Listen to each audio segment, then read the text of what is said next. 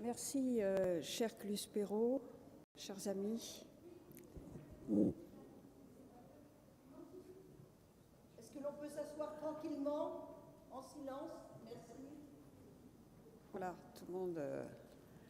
Oui, merci beaucoup, cher Cluspero. C'est évidemment un très très grand privilège de m'avoir, que j'ai à prononcer cet hommage. Je le fais devant des amis, collaborateurs, Jean-Louis Bianco, notamment beaucoup d'amis de François Mitterrand, Louis Joubert, qui l'a également. Et je voudrais dire d'abord qu'en ces temps très difficiles pour l'Union européenne, qui est menacée de désagrégation, et aussi parce que je n'ai que 5 minutes, 6 ou 7 peut-être, j'ai choisi de rendre hommage au grand Européen qui était le président Mitterrand.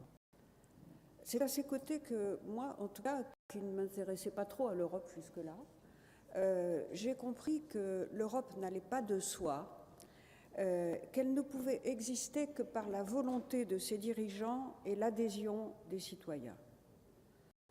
Quand on pense à François Mitterrand, évidemment, on se souvient de ses multiples talents, de sa grande culture, en particulier littéraire, de sa connaissance de l'histoire de France, de l'Europe et du monde, de l'intensité de son engagement politique. Il était jeune ministre sous la 4e et la 4e République. Il a ensuite assumé 23 années d'opposition avant d'effectuer 2 septennats, en étant mieux réélu au second qu'au premier. On se souvient de l'acuité de ses jugements, de cette capacité commune aux grands hommes d'État de savoir conjuguer l'habileté tactique, la stratégie visionnaire, et Louis Mermaz, qui est là avec nous ce matin, et beaucoup d'autres pour en parler encore mieux. Mais j'évoquerai moi simplement François Mitterrand, l'Européen, autour de 2 dates et d'une amitié. 2 dates, la première, c'est celle du fameux Conseil européen de Fontainebleau, des 25 et 28 juin 1984, à la fin de la première présidence européenne de François Mitterrand, qui a marqué la fin du contentieux avec le Royaume-Uni de Margaret Thatcher et la fin aussi de 17 autres contentieux, car le président les avait comptés, qui empoisonnait la vie de la communauté européenne depuis 5 ans et l'avait plongée dans une crise profonde. Dès le début de la présidence française en janvier 1984, le président Mitterrand avait annoncé à Roland Dumas et à ses collaborateurs, n'est-ce pas, cher Jean-Louis, nous allons désembourber l'Europe. Grâce à la solidité de l'entente Kohl-Mitterrand, ce Conseil a abouti à un compromis équilibré sur la question du chèque britannique, mais il faut savoir aussi et se souvenir qu'il a aussi été le Conseil de la relance de l'Europe, et souvenons-nous de l'importance des décisions qui ont été prises, la confirmation des programmes de recherche européens, à la fois civils et militaires, pour pouvoir assurer l'autonomie industrielle de l'Europe, la commande d'un rapport sur l'Europe des citoyens qui devait aboutir notamment à la création du programme Erasmus et du passeport européen que nous avons tous dans nos poches. Il entérina aussi la fixation d'une date butoir pour l'achèvement des négociations d'adhésion de l'Espagne et du Portugal. Le président y tenait beaucoup, pas seulement parce qu'il avait une amitié de longue date avec Mario Soares et Felipe González, n'est-ce pas, cher Louis, mais aussi parce qu'il considérait que c'était l'intérêt de la France de rééquilibrer l'Europe au sud. Fontainebleau fut aussi décisif parce qu'il scella l'accord entre Kohl et Mitterrand pour nommer Jacques Delors comme président de la Commission à partir de janvier 1985. Le succès de Fontainebleau a marqué la relance du projet européen sur les propositions de Jacques Delors, négociation puis conclusion en décembre 1985 de l'acte unique, achèvement du marché unique en 1992. Alors, ce que montre ce premier Conseil européen présidé par François Mitterrand, c'est qu'il ne faut jamais désespérer de la plus grave des crises, à condition évidemment que la volonté politique soit là pour en sortir et que le moteur franco-allemand fonctionne. La seconde date, c'est celle du Conseil européen de Strasbourg, qui clôt la 2e présidence de la Communauté européenne du président Mitterrand. François Mitterrand avait compris et donc décidé que c'était seulement sous présidence française que l'on avait une chance de pouvoir faire un pas décisif vers la création de la monnaie unique. Il faut se souvenir qu'à cette époque, on parlait du système monétaire européen qui avait été créé par Giscard et Schmitt en 1979, mais on parlait d'une monnaie unique européenne depuis le début des années 70. Et donc François Mitterrand avait décidé dès le début d'ailleurs qu'il était temps de passer à l'acte. Et sitôt brillamment réélu, en juin 88, il a obtenu d'Helmut Kohl la promesse de faire la monnaie unique. Le rapport de Delors, remis au Conseil européen de Madrid en juin 89, traçait la feuille de route. Des travaux préparatoires complémentaires furent demandés par l'Allemagne, dans l'espoir, disons-le, de gagner du temps et d'enjamber la présidence française, car le chancelier Kohl se heurtait à une opposition virulente et d'ailleurs très vocale de la Bundesbank et de son ministre des Finances Theo Wegel, le leader de la CSU.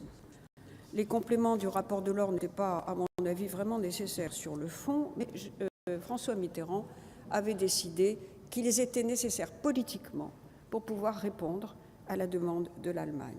C'est ainsi que, sur proposition du ministre des Finances et des Affaires étrangères, on m'a confié la présidence d'un groupe de travail qui a réuni pour la première et la dernière fois, je le souligne, dans l'histoire de l'Union européenne, les directeurs du Trésor et les directeurs d'Europe, des corsets de toute l'Union européenne. C'était Jean-Claude Trichet et Pierre de Boissieu à l'époque. Et on avait complété modestement sur le volet économique le rapport Delors, si bien que le 8 décembre, à Strasbourg, François Mitterrand, après avoir dit à Helmut Kohl qu'il allait proposer une date pour l'ouverture de la conférence intergouvernementale chargée de négocier le futur traité, Kohl était encore gêné parce qu'il avait des pressions terribles, mais François Mitterrand lui a dit, je m'en souviens très très bien, écoutez, je vais vraiment poser cette question. Et si vous répondez non, ce sera une crise majeure que je déplorerai, une crise entre la France et l'Allemagne. Donc vous voyez que les parties de bras de fer n'ont pas manqué, sauf qu'elles ont pu être surmontées. En tout cas, c'est ainsi que ce Conseil européen a adopté la date d'ouverture de la conférence intergouvernementale qui allait aboutir au traité d'union économique et monétaire et qui, commençant à Rome en décembre 90, s'acheva à Maastricht en décembre 91. Mais comme le chancelier Kohl voulait aussi une conférence sur l'union politique pour accompagner l'union monétaire, tout ceci se faisant sur fond de réunification allemande quand même. Le président a accepté et c'est ainsi que 2 conférences, et non pas une, se sont ouvertes en décembre 90 à Rome, qu'elles ont duré toute l'année 91 et que c'est la réunion de ces 2 conférences qui a fait le traité d'Union européenne. Voilà, François Mitterrand était un grand Européen, c'était aussi un ardent patriote. Il aimait l'Europe à la fois par passion et par raison. Il entretenait avec la France un lien charnel, avec une conscience aiguë du poids des histoires nationales, mais jamais il ne fut un nationaliste. Lui qui est né pendant la Première Guerre mondiale, qui a participé à la Seconde, et je me souviens avec émotion de son dernier discours devant le Parlement européen en janvier 1995, conclu par ces mots « Mesdames et messieurs, le nationalisme, c'est la guerre ». Il a soulevé, ce discours, une ovation de l'ensemble du Parlement européen, près de 700 députés de tous les pays d'Europe, dans une ovation de 10 minutes. Car c'est vrai que François Mitterrand a toujours pensé, il nous disait souvent, que la France est notre patrie, l'Europe est notre avenir.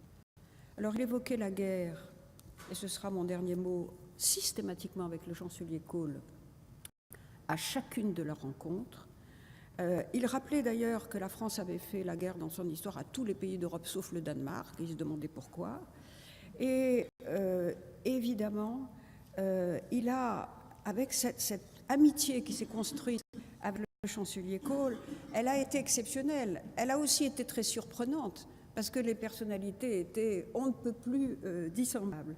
Mais ils ont été unis par la volonté d'éliminer pour toujours la guerre, non seulement entre la France et l'Allemagne, mais sur le sol européen, et aussi parce qu'ils éprouvaient une vive estime réciproque pour leur talent politique, qui s'exerçait dans des champs un peu différents, mais, et ça c'était essentiel pour François Mitterrand.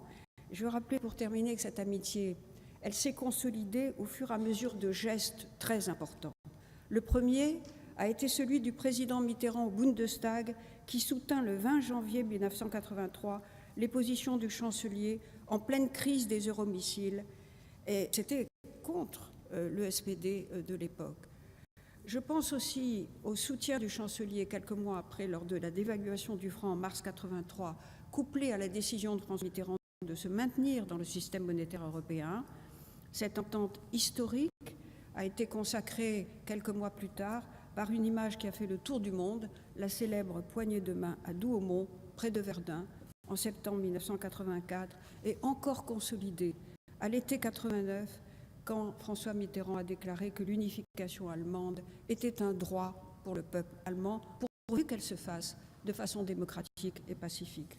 Voilà, j'espère que ce bref rappel inspirera d'autres sursauts européens.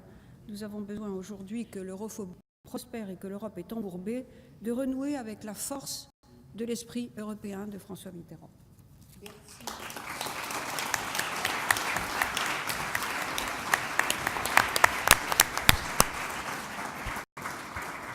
Merci, Madame Guigou. Je vais demander à Valérie Toragnan, directrice de la Revue des Deux Mondes, d'évoquer Maurice Schumann, l'autre personnage qui a porté cette journée du livre politique sur les fonds baptismaux. Merci.